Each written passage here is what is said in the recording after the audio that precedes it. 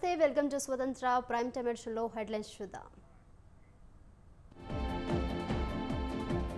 మరణం లేని మహానేత అంబేద్కర్ సామాజిక న్యాయ మహాశిల్పాన్ని ఆవిష్కరించిన జగన్.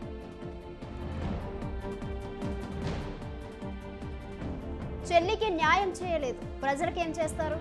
రాయలసీమను రతనాల సీమ చేస్తానన్న చంద్రబాబు.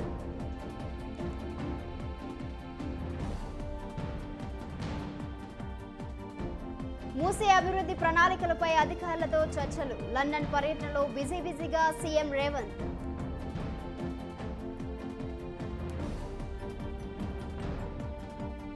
సీతారామ ప్రాజెక్టుపై కేసీఆర్ అసెంబ్లీలో అబద్ధాలు చెప్పారు. బీఆర్ఎస్ పాలనలో ప్రజాధనం దుర్వినియోగం అయిందన్న బట్టి.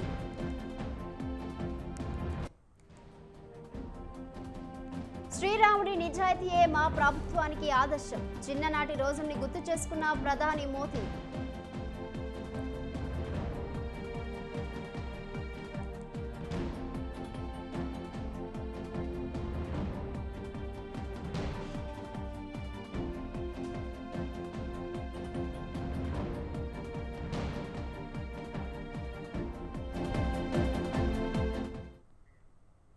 రైట్, ఇక డీటెయిల్స్ చూసుకుంటే స్టాచ్యూ ఆఫ్ సోషల్ జస్టిస్ అంటూ రాజ్యాంగ నిర్మాత డాక్టర్ బిఆర్ అంబేద్కర్ 125 అడుగుల భారీ విగ్రహాన్ని ఆవిష్కరించింది ఏపీ ప్రభుత్వం. బడుగు బలహీన వర్గాలకే కాకుండా సమాజంలోని అందరి కోసం ఆలోచించిన ఆ మహానీయుని స్మరించుకునేందుకు అందరూ తలెత్తి సగర్వంగా చూసేందుకు నిదర్శనం అన్నట్లుగా నిలిపారు. ఇంతవరకు బాగానే ఉన్న ఇదంతా ఆ సమతామూర్తి స్మరణ కోసమేనా? మరేదైనా ప్రయోజనాలు దాగున్నాయా? ఇప్పుడు ఇవే సందేహాలు అందరిలో ఆలోచించేలా చేస్తున్నాయి. దూరం నుంచి చూసినా కనిపించేలా విగ్రహ నిర్మాణం.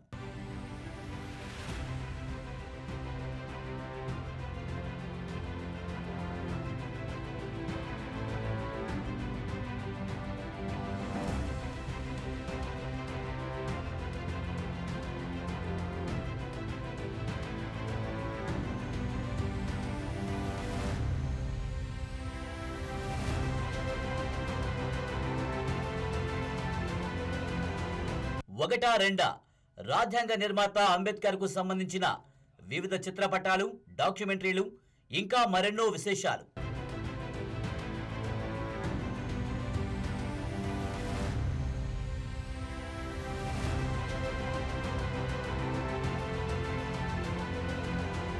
ఇలా ఎన్నో ప్రత్యేకతలతో విజయవాడ నడిబొడ్డున టీవీగా కనిపిస్తుంది ఆ మహనీయుడు డాక్టర్ బిఆర్ అంబేద్కర్ విగ్రహం.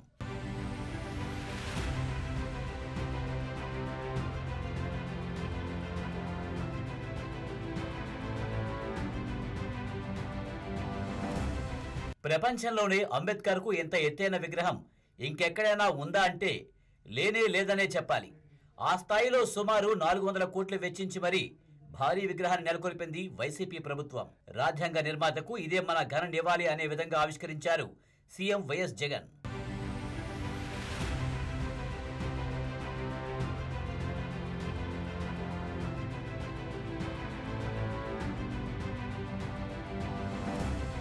గతంలో బీఆర్ఎస్ నేతృత్వంలో తెలంగాణ ప్రభుత్వం కూడా ట్యాంక్ బండ్ వద్ద భారీ అంబేద్కర్ స్మృతివనం అంటూ అత్యంత ఎత్తైన విగ్రహాన్ని ఆవిష్కరించింది. ఇంతవరకు బాగానే ఉన్న ఈ స్థాయిలో రాజ్యాంగ నిర్మాత విగ్రహాలను, అది కూడా ఎన్నికల వేళ నెలకొల్పడంలో ఏమైనా రాజకీయ ప్రయోజనం దాగి ఉందా అంటే ప్రభుత్వాలు చేస్తున్న చర్యలు అనేక సందేహాలకు తావిచ్చేలా ఉన్నాయంటున్నారు మేధావులు.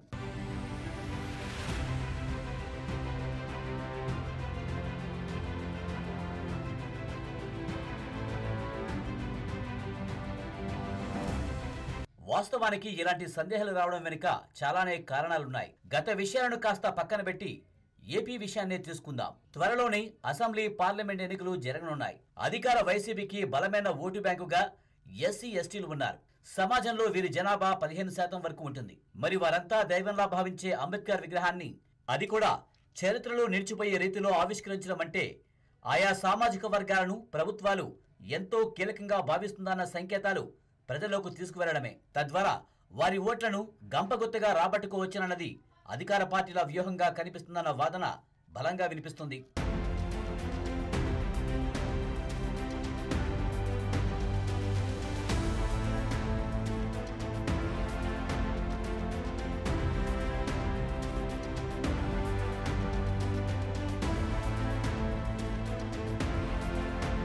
అయితే తెలంగాణ ఏపీ పరిస్థితులకు చాలా తేడాలున్నాయి. ప్రత్యేకించి రాజ్యాంగ నిర్మాత భారీ విగ్రహ నిర్మాణ బాధ్యతలు అప్పగించిన విధానం రెండు చోట్ల విభిన్నంగా కనిపిస్తుందన్న అభిప్రాయం వ్యక్తమవుతుంది. సామాన్యుల నుంచి మేధావుల వరకు పలువురు బహిరంగంగానే వ్యాఖ్యానించారు. అయితే ఇక్కడే ఒక కీలక అంశం బలంగా వినిపిస్తుంది. ఎప్పుడైతే ఆయా రాజకీయ పార్టీలు 1-2 వర్గాలను తమ ఓటు బ్యాంకుగా ఏళ్ల తరబడి బదులుపరుచుకోవాలని భావిస్తున్నాయో అలాంటప్పుడే ఇలాంటి వ్యూహాలు బయటికి వస్తాయన్న అభిప్రాయం వినిపిస్తుంది.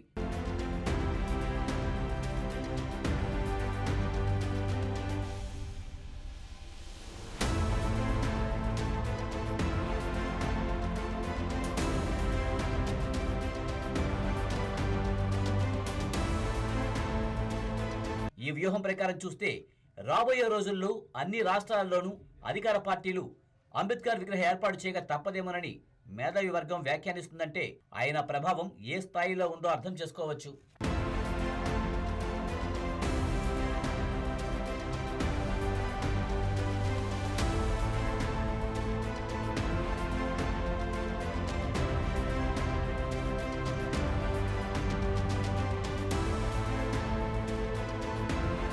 ఓవైపు భారీ విగ్రహాలు నెలకొల్పినంత మాత్రాన ఎస్సీ ఎస్టీలు ఓట్లన్నీ తమకే పడతాయని పార్టీలు భావించడం అత్యాశ అవుతుందని అంటున్నారు మరికొందరు. ఇటీవలే తెలంగాణలో వచ్చిన ఎన్నికల ఫలితాలనే ఉదాహరణగా చూపిస్తున్నారు. మరి దీనిపై ఏపీ ప్రజల నిర్ణయం ఏంటి అన్నది మరికొన్ని నెలల్లో తేలనుంది.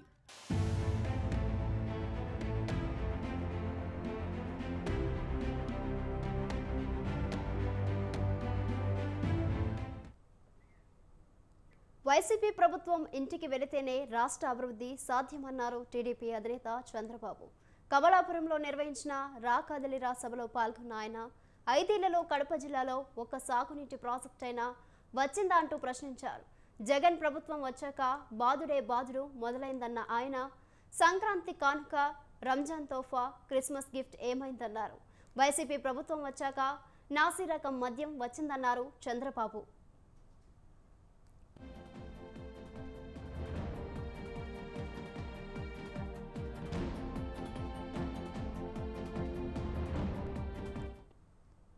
కమలాపురం కాలు దువ్వింది. కడప గడప గడప యుద్ధానికి సిద్ధంగా వచ్చారు. ఇది నా గుండెల్లో శాశ్వతంగా గుర్తుపెట్టుకుంటారు. ఈ రోజు ఈ ప్రజానీకం ఈ కమలాపురంలో చూసి చెప్తున్నాను, జగన్ పని అయిపోయింది. ఇది నా స్వార్థం కోసరం కాదు, ఇక్కడుండే యువత భవిష్యత్తు కోసరం, ఈ జిల్లాలో ఉండే రైతు భవిష్యత్తు కోసరం, రాష్ట్రంలో ఉండే మహిళ భద్రత కోసరం, ప్రతి ఒక్కరికి లాభం జరగాలంటే జగన్ పోవాలి, రాష్ట్రం బాగుపడాలి. అవునా కాదా అని మిమ్మల్ని అడుగుతున్నా. ఎందుకు నేను ఈ మాట చెప్తున్నానంటే ఈ రోజు ఒక ప్రత్యేకమైన కార్యక్రమం ద్వారా మీకు పిలిపించాను. రా కదలి రా. నేను మీకు అందుబాటులో ఉంటాను. మీ సహకారం లేకపోతే, మీలో చైతన్యం లేకపోతే మళ్ళీ ఈ రాష్ట్రాన్ని అభివృద్ధి చేయడం నా ఒక్కడి చేతుల్లో లేదని చెప్పి కూడా నేను మీకు తెలియజేస్తున్నా. కమలాపురం కాలు దువ్వింది. కడప గడప గడప యుద్ధానికి సిద్ధంగా వచ్చారు. ఇది AP PCC chief YS Sharmila 2 రోజుల ఆంధ్రప్రదేశ్ పర్యటన షెడ్యూల్ ఖరారైంది. ఈ నెల 20, 21 తేదీల్లో ఏపీలో పర్యటించనున్నారు షర్మిల. ఈ నెల 20న హైదరాబాద్ నుంచి ప్రత్యేక విమానంలో ఇడుపులపైకి వెళ్లనున్నారు షర్మిల. వైఎస్ఆర్ ఘాట్ వద్ద నివాళులర్పిస్తారు. ఆ రోజు రాత్రి అక్కడే బస చేస్తారామె.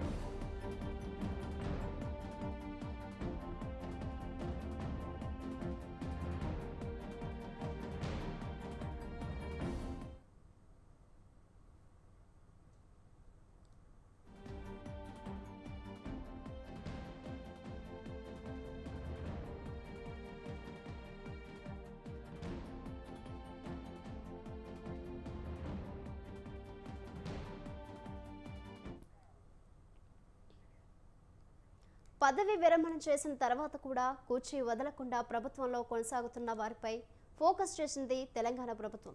గత సర్కార్ హయాంలో మంత్రులు నేతల దగ్గర చక్రం తిప్పి ఎంతమంది అధికారులు తమ సేవలను పొడిగించాలో చేసుకున్నారు, అలాంటి వాళ్ళు మొత్తం ఎంతమంది ఉన్నారు అనే దానిపై దృష్టి సారించింది రేవంత్ ప్రభుత్వం. ప్రధానంగా జీహెచ్ఎంసీ వాటర్ బోర్డులో అలాంటి వాళ్ళ సంగతి ఏంటి అన్న దానిపై లెక్కలు తీసింది కాంగ్రెస్ ప్రభుత్వం.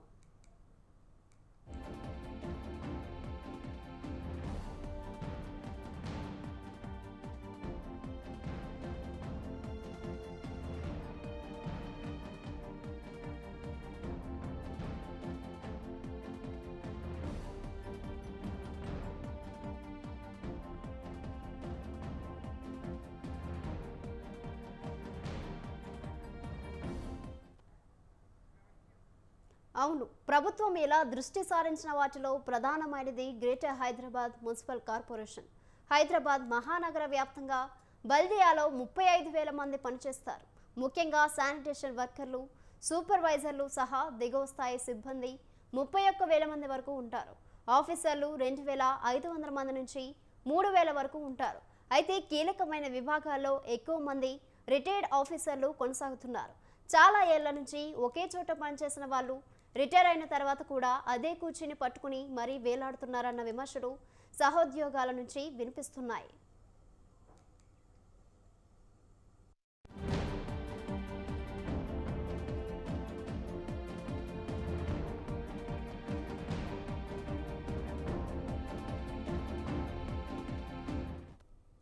గత ప్రభుత్వంలో కీలకంగా వ్యవహరించిన మంత్రులు, నాయకులతో దగ్గర సంబంధాలు ఉన్న రిటైర్డ్ అధికారులు ఎక్స్టెన్షన్ తెచ్చుకుని మరీ కొనసాగుతున్న వారి వివరాలు ప్రభుత్వం ఆదేశాల మేరకు సిఎస్కు సమర్పించారు కమిషనర్ రోనాల్డ్ రోజ్. మొత్తం 46 మందిని గుర్తించి వారి వివరాలు పంపించారు ఆయా శాఖలకు సంబంధించిన కమిషనర్లు, ఎండీలు.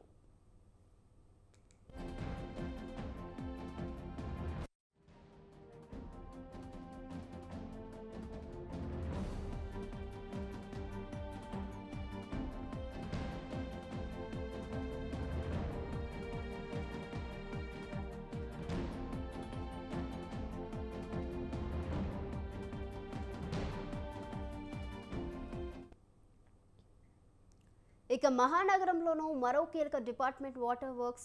ఇందులోనూ సర్వీస్ అయిపోయినా ఇంకా పలువురు కొనసాగింపు ఉత్తర్వులు తెచ్చుకుని మరీ తిష్టవేశారు. అలాంటి వారు వాటర్ బోర్డులో మొత్తం 14 మంది ఉన్నట్లు తెలిసింది. ఇందులో వాటర్ బోర్డు ఈడీ సహా పలువురు కీలక అధికారులు ఉండడం ప్రాధాన్యం సంతరించుకుంది.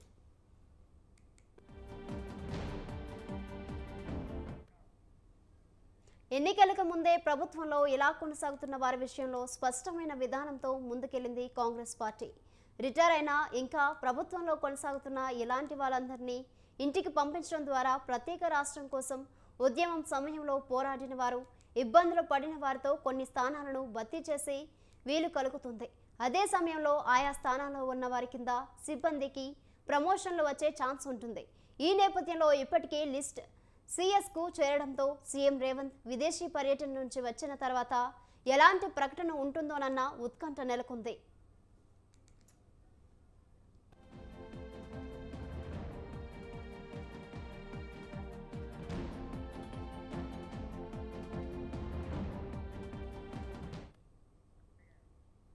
స్వతంత్ర టీవీ 2024 క్యాలెండర్ను పల్నాడు జిల్లా వినుకొండలో మాజీ ఎమ్మెల్యే మక్కెన మల్లికార్జునరావు ఆవిష్కరించారు.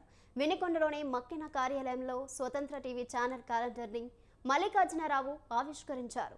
స్వతంత్ర టీవీ యాజమాన్యానికి, వీక్షకులకు మక్కెన మల్లికార్జునరావు శుభాకాంక్షలు తెలిపారు. యాజమాన్యానికి, వీక్షకులందరికీ కూడా శుభాకాంక్షలు.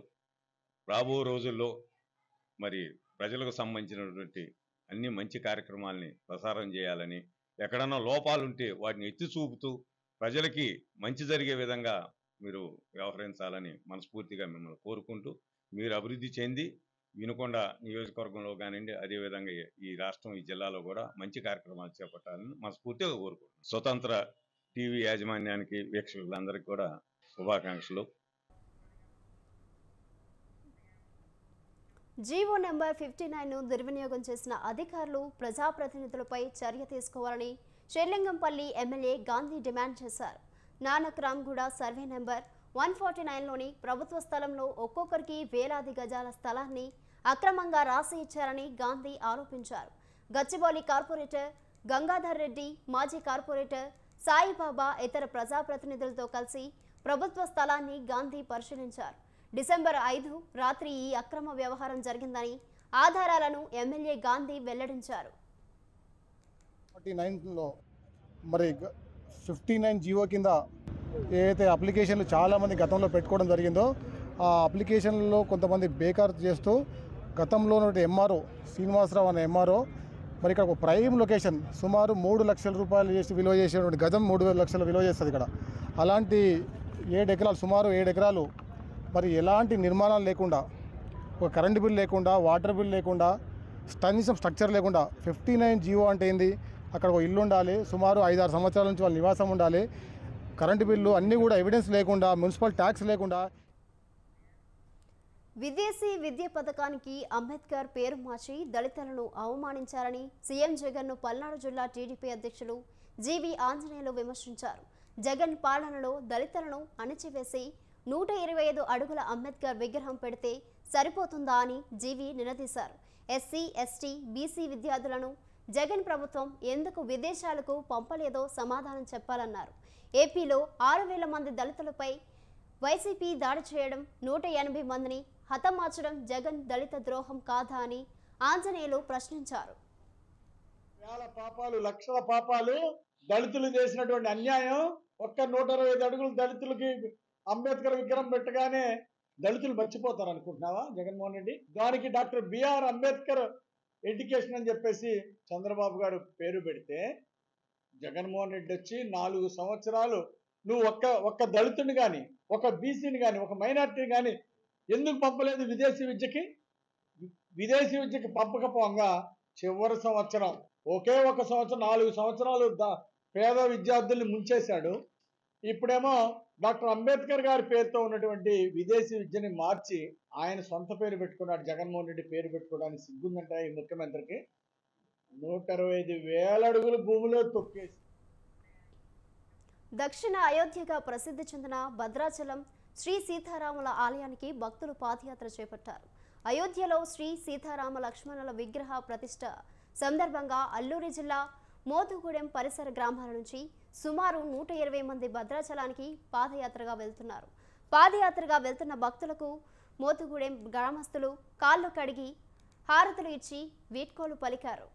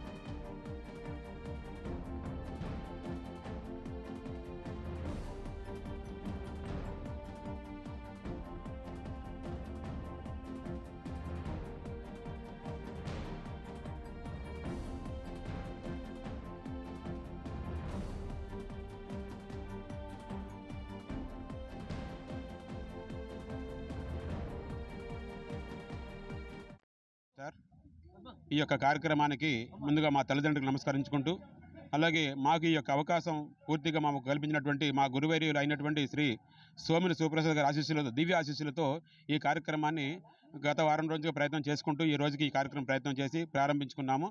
ఈ యొక్క కార్యక్రమం ఎందుకు చేస్తున్నామంటే, అయోధ్యలో ఈ నెల 22వ తారీఖున అయోధ్యలో విగ్రహ ప్రతిష్ఠ ఉంది రామునిది. దానికి అనుగుణంగా ఇక్కడ నుంచి పాదయాత్ర చేయాలని ఇప్పుడు కూడా 2020లో పాదయాత్ర చేశాము. 2020 ఇవి బులెటిన్ డీటెయిల్స్. కీప్ వాచింగ్ స్వతంత్ర.